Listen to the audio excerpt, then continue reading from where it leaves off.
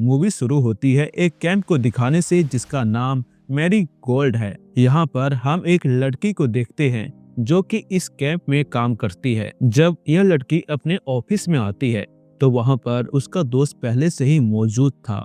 वह अपने दोस्त को बताती है कि उसे कैबिन 6 से एक फोन आया। उन्होंने मुझे बताया कि वहाँ पर उन्हें एक लाश मिली है। यह सुनकर लड़का हैरान हो जाता है और कहता है कि ऐसा कुछ भी नहीं हुआ होगा, लेकिन लड़की उससे वहां पर चलकर देखने के लिए बोलती है। दोनों वहां पर गए, लेकिन वहां पर इन दोनों को किसी की भी लाश नहीं मिली, यहाँ तक कि निशान भी नहीं था। यहाँ पर लड़का लड़की को कहता है कि क्यों ना हम पास वाली कैंप में चले जो कि सालों से बंद है, लेकिन वह लड़की उसे मना कर देती है। मैं यहीं पर इंतजार करूंगी अपने दोस्तों का, तुम्हें जाना है तो चले जाओ। लेकिन लड़का जैसे तैसे उसे अपने साथ में ले जाने लगा। कैबिन के बाहर पहुंचकर लड़की कहती है कि मुझे कुछ गड़बड़ लग रहा है, मैं यहाँ पे नहीं रुकूंगी, मैं जा रही हूँ यहाँ से। लेकिन लड़का उसे जबरदस्ती अंदर लेकर जाता है तो लड़की कैंप के अंदर देखती है कि उसके लिए एक सरप्राइज प्लान किया गया था और यहाँ पर कैंप के सभी मेंबर मौजूद थे और ये लोग इनकी चौथी एनिवर्सरी मनाते हैं, क्योंकि इस लड़की को यहाँ पर काम करते हुए 4 साल हो गए। यह देखकर लड़की समझ जाती है कि यहाँ पर कोई भी लाश नहीं है, ये सभी कुछ उसके लिए ही किया गया था, उसके सब सरप्राइज के लिए, उसके इस पार्टी के लिए। इसके बाद ये सभी लोग मिलकर खूब मस्ती करते हैं और कुछ समय के बाद, पार्टी करने के बाद, ये सभी लोग सो जाते हैं। लेकिन सोते समय 2 लड़कियां एक किलर के बारे में बात करने लगती है जिसका नाम था बोन फेस, जो कि इस मूवी का भी नाम है। इन दोनों को ऐसा लगता था कि यह बस कहानी है, ऐसा कुछ भी एग्जिस्ट नहीं करता। लेकिन पास में ही लड़की उसे बताती है कि यह कहानी नहीं बल्कि यह सच है। वह कहती है कि बोनफेस किलर सच में है। वह कैंप में आता है और सभी को जान से मारता है और वह हमेशा जंगल में रहता है। यही काम होता है बोनफेस किलर का। ये सुनकर ये दोनों लड़कियां भी डर जाती है क्योंकि यह दोनों भी कैंप में थे। अब यहाँ पर कैंप में सभी लोग सो चुके थे और इसके बाद ही एंट्री होती है बोनफेस किलर की। यहाँ पर बोनफेस बहुत ही बेरहमी तरीके से सभी को जान से मार रहा था। एक लड़की यह सब देखकर वहां से भागने लगी। बोनफेस उससे पकड़ लेता है और अपने हथियार से उसका सर फाड़ देता है और इससे भी इसका मन नहीं भरा तो वह उसकी रीढ़ की हड्डी को निकाल देता है, जिस वजह से इस बेचारी लड़की की यहीं पर जान चली जाती है। कुछ देर के बाद वहां के पुलिस ऑफिसर आते हैं जिनको हम इस कहानी में शेरिफ कहेंगे। जब शेरिफ इन सभी लाश को देखता है तो वह भी बहुत ही ज्यादा हैरान हो जाता है क्योंकि इतनी बुरी तरीके से कौन ही किसी को मारेगा। और यहाँ पे सच में लाशों की हालत बहुत ही ज्यादा खराब थी। यहाँ पर कैंप की मालकिन भी थी जो इन लाशों की हालत देखकर उल्टियां करने लगती है। शेरिफ इन सभी लाश को देखकर समझ जाता है कि ये सब कुछ उसी बोनफेस किलर का ही काम है। इसके साथ में इसकी डेप्यूटी भी होती है। शेरिफ डेप्यूटी से कहता है कि हमें इस जगह की छानबीन अच्छे से करना चाहिए, जरूर वह किलर आसपास ही कहीं छिपा होगा। फिर शेरिफ इस कैंप की मालकिन को घर जाने के लिए कहता है। इसके बाद शेरिफ अपने रेडियो से अपनी टीम से कांटेक्ट करके कहता है कि इस कैंप में बहुत ही सारे खून हो चुके हैं। इसके बाद यह डेप्यूटी के साथ जंगल में जाकर छानबीन करना शुरू करता है, जहां एक पेड़ पर उन्हें खून नजर आया, जिससे वे लोग समझ जाते हैं कि इस जगह से जरूर वह बोनफेस किलर गुजरा होगा। कुछ देर के बाद वहां पर इन्हें कुछ गाड़ियां खड़ी हुई नजर आती है। जब इन्होंने गाड़ी को चेक किया तो गाड़ी के अंदर में कोई भी नहीं था। ये गाड़ियां दरअसल होटल के बाहर खड़े हुए थे और इससे इन दोनों को आइडिया लग जाता है कि जरूर बोनफेस किलर इसी कैंप के अंदर यानी कि इसी होटल के अंदर में छिपा होगा। ये दोनों ही उस होटल के अंदर में जाते हैं जहां पर ये बेट्रेस से मिलते हैं और इस बेट्रेस का नाम है जेनी। दोनों ही मिलकर इस होटल को चला रहे थे। वहां पर कुछ कस्टमर भी मौजूद थे जिनमें एक स्टूडेंट लड़का होता है और एक मरीन वर्कर होता है जो कि अब कंस्ट्रक्शन में काम करता है, और वहीं पर एक बाप बेटे भी थे जो कि ट्रिप पर जा रहे थे। यहाँ पर एक बूढ़ी औरत भी थी जो फैशन कर कर काफी ज्यादा स्टाइलिश बनी हुई थी। इसके बाद 2 बाइकर्स और एक फोटोग्राफर लड़की को देखते हैं। शेरिफ जब अंदर आया तो वह इन सभी को अपने शक की निगाहों से देखने लगता है और सभी से पूछता है कि तुम सभी लोग यहाँ पर किस समय पर आए हो। जेनी बताती है कि मैं तो यहाँ पर 5 बजे से ही काम कर रही हूँ, जिसके बाद बाकी सब भी अपना अपना नाम के साथ में टाइमिंग भी बताते हैं कि वह कब आए, कितने बजे आए और कैसे आए। यहाँ पर शेरिफ फोटोग्राफर के पास में जाता है और उसकी खींची हुई तस्वीरों को देखने लगा। डेप्यूटी को उस कैमरे में बोन फेस किलर की एक फोटो मिलती है और वह जब शेरिफ को दिखाती है तो शेरिफ उस फोटो को लेकर बाहर उसी जगह पे जाता है जहां से बोन फेस किलर पास हो रहा था और उसे डस्टबिन के ऊपर खून नजर आता है। अंदर स्टूडेंट लड़का मरीन वर्कर से पूछता है, क्या तुमने जंग में किसी की जान ली थी? जिस वजह से इसे गुस्सा आया और यह जवाब नहीं देता और वहां से यह निकल जाता है। इसके बाद वहां पर शेरिफ आता है जिसके हाथ में एक काला सा बैग था जिसे वह डस्टबिन के अंदर में से लाया था। ये देखकर सभी लोग पूछते हैं कि यह सब क्या है। शेरिफ उस बैग को टेबल पर रखकर उसे खाली करता है और एक जूते को दिखाता है जिसके ऊपर पहले से ही खून लगा था और इस बैग के अंदर में एक कुल्हाड़ी, एक जैकेट और जूते थे जो कि बिल्कुल same to same bone face killer के कपड़े से मैच कर रहे थे और इसके अंदर उस बोन फेस का मास्क भी था। ये सब देखकर डिप्यूटी और शेरिफ को तो पहले से ही यकीन हो गया कि ये सब कुछ इन्हीं में से किसी ने किया होगा, क्योंकि यह सारा सामान होटल के बाहर एक डस्टबिन के अंदर में पड़े थे।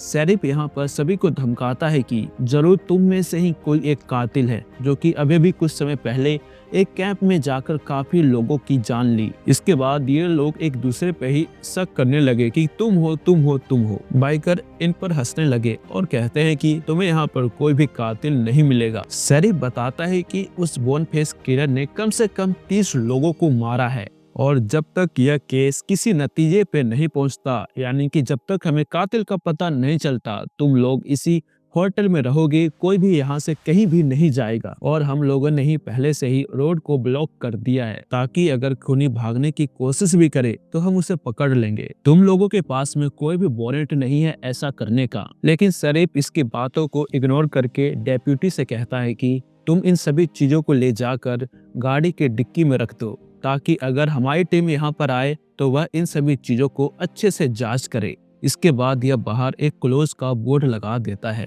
यानी कि होटल बंद। अब यहाँ से कोई भी ना अंदर आएगा और न ही कोई बाहर जाएगा। डेप्यूटी उन सभी सामान को एक गाड़ी के डिक्की में रख देती है और वह अंदर आकर वह सभी की चेकिंग करने लगती है। लेकिन जब शेरिफ उस मरीन वर्कर के जूते चेक करते हैं तो उसके अंदर से एक तेज चाकू निकलता है जिसे वही अपने पास में रख लेता है। वह बूढ़ी औरत जो कि बहुत ही ज्यादा मेकअप लगाई हुई थी, वह वॉशरूम में जाती है जहाँ पर फोटोग्राफर लड़की आकर उसे कहती है कि मैं तुम्हारे बारे में सब कुछ जानती हूँ। जो सुनकर वह बूढ़ी औरत परेशान हो गई और वह कहती है कि प्लीज बाहर जाकर तुम मेरे बारे में किसी को भी मत बताना। जब उस बेटे का बाप वॉशरूम से बाहर आया तो वह उन बाइकर की बातें सुनने की कोशिश करता है, लेकिन बूढ़ा बाइकर उसे डांट कर गुस्सा कर उसे वहां से भगा देता है और ये दोनों ही बातें करते हैं कि वह डेप्यूटी और शेरिफ को पीट कर यहाँ से बाहर भाग जाएंगे, क्योंकि यहाँ पर हमारा बस टाइम ही वेस्ट हो रहा है।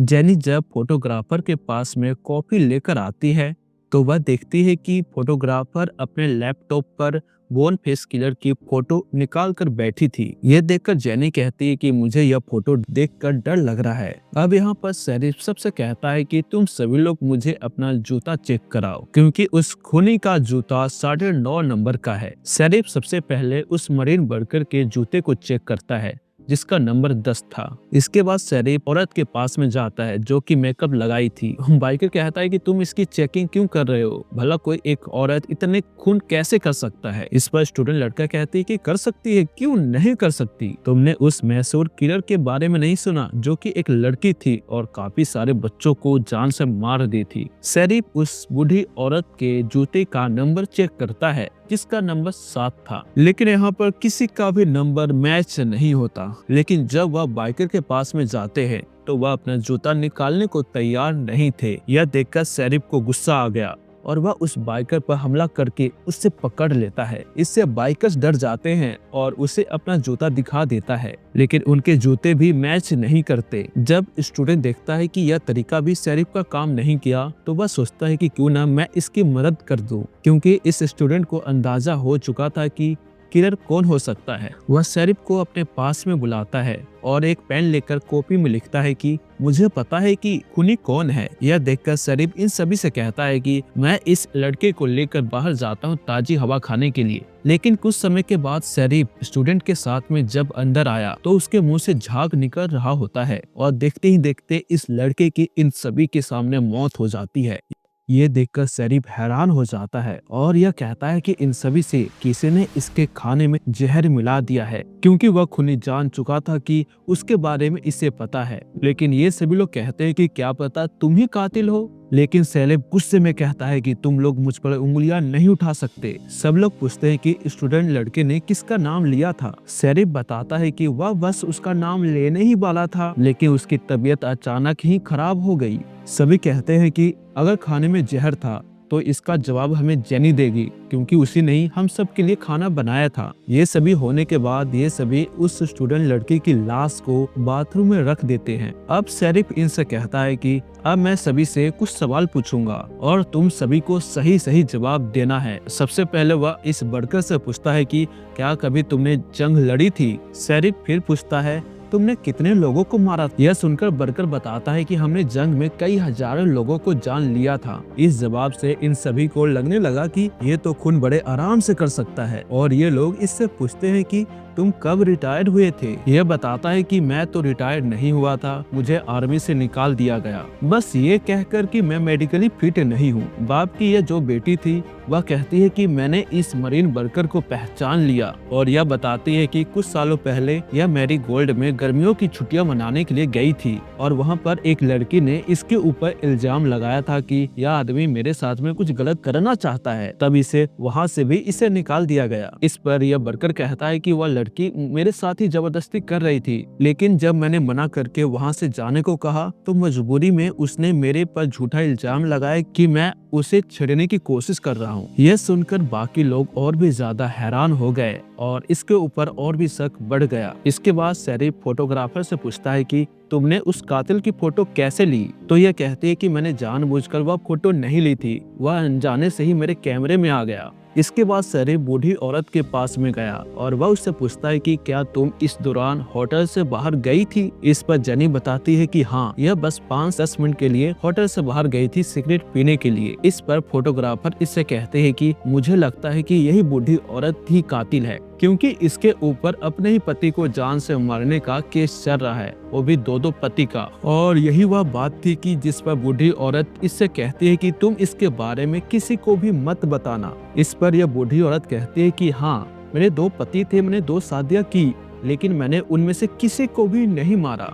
लेकिन तभी यह बाइकर शेरिफ के ऊपर अटैक कर देते हैं, लेकिन तभी डेप्यूटी इनके ऊपर गन तान देती है। तभी बूढ़ा बाइकर उल्टी कर देता है और उसके पास से ड्रग्स निकलते हैं। यह देखकर शेरिफ समझ गया कि अच्छा, यही वजह थी कि तुम दोनों यहाँ से जल्दी निकलना चाहते थे। तुम दोनों एक ड्रग्स डीलर हो और तुम दोनों यहाँ पर फंस न जाओ, तुम्हें इसी बात का डर था। तभी शेरिफ को एक कॉल आया जो कि उसके साथी का था। वह बताता है कि मैं जान चुका हूँ कि असली कातिल कौन है। यह सुनकर वह फौरन अपने डेप्यूटी को भी बता देता है और अब ये सीधा शेरिफ के पास में गया। शेरिफ उसके पास में जाकर उससे कहता है कि अब तुम्हारा खेल खत्म हो चुका है, अब तुम्हें सरेंडर करना होगा, क्योंकि अब हमें पता चल चुका है कि असली कातिल कौन है। यह कहता है कि मैं कातिल नहीं हूँ, मैं खूनी नहीं हूँ, मैं बस उस मरीन वर्कर को जान से मारना चाहता था, क्योंकि इसने मेरी बेटी के साथ में गलत करने की कोशिश की थी। इस पर मरीन वर्कर कहता है कि मैं नहीं, तुम्हारी बेटी ही गलत थी, यानी कि उस कैंप में शेफ की ही बेटी थी जिसके साथ मरीन वर्कर ने गलत करने की कोशिश की। अब शेफ फौरन चाकू उठा लेता है।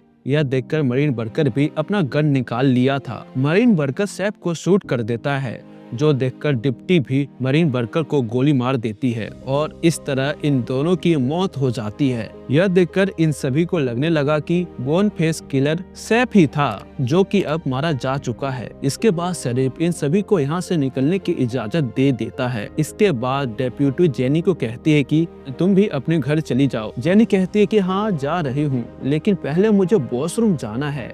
लेकिन जब जेनी वॉशरूम जाती है तो वह बहुत ही देर तक वापस नहीं आती, क्योंकि वह वहां से भाग गई थी। जिस पर डेप्यूटी समझ जाती है कि असली कातिल जेनी है, ना कि शेफ। वह फौरन जल्दी बाहर आई, जहां पर शेरिफ की लाश मिलती है और यह देखकर वह अपनी टीम को अलर्ट कर देती है और वह जंगल में जाकर जेनी को कहती है कि जल्दी से तुम मेरे सामने आ जाओ। तभी जेनी उसके सामने आ जाती है और डेप्यूटी उससे पूछती है कि आखिर तुमने ऐसा क्यों किया। जेनी बताती है कि मेरा एक जुड़वा भाई था और मेरे भाई में कुछ कमियां थी और इस कमियां की वजह से सारे बच्चे मेरे भाई को परेशान किया करते थे। एक दिन वे बच्चे मेरे भाई को जंगल में ले गए और उन लोगों ने मेरे भाई को पेट से बांध दिया, रस्सी गले में लटक गई और इस वजह से मेरा भाई वहीं पे मारा गया, जिसकी ना कोई गलती थी और न ही उसने किसी का कुछ बिगाड़ा था। और जब कैंप के मालिकों को पता चला तो इस पर उन्होंने कोई भी एक्शन नहीं लिया और इसकी वजह से मेरे भाई को इंसाफ भी नहीं मिला